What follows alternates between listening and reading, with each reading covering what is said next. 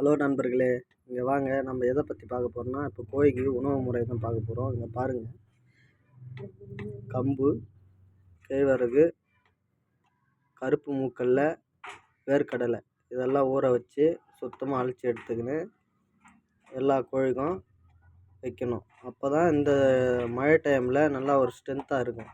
அதுவும் இல்லாமல் இதெல்லாம் இந்த டைமில் சுக்கா அடிக்கிற டைம், தண்ணி செட் ஆகாது, எதுவும் செட் ஆகாது. அதனால் நல்லா ஹெல்த்தியான பொருள் கொடுக்கணும் கோழிங்களுக்கு உணவு முறையை.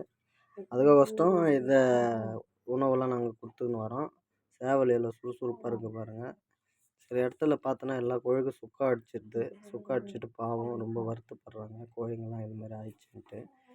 நீங்கள் கம்பு கவுரு, அதன் கூட வேர்க்கடலை, கருப்பு மூக்கல்ல இதெல்லாம் கலந்து எல்லா கோழிக்கும் நல்லா ஊற வச்சு அதை நல்லா அலசி சுத்தமான முறையில் வச்சிங்கன்னா கோழி நல்லா சாப்பிடும்.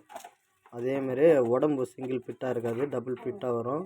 செலவாகும் கோழிங்களுக்கு. செலவாகுதுன்னு பால் மறிங்கன்னு விட்டுறாதுங்க. இது ஒரு சீசன் மாதிரி. இந்த சீசனில் சுக்கா அடிக்கும். அதுக்கு இந்தமாரி உணவு முறைகள் வச்சுனாவே அது ஓரளவுக்கு தெளிஞ்சிடும். அப்புறம் மெடிசன் மூலிமா நம்ம கிளியர் பண்ணிக்கலாம். Thank you friends.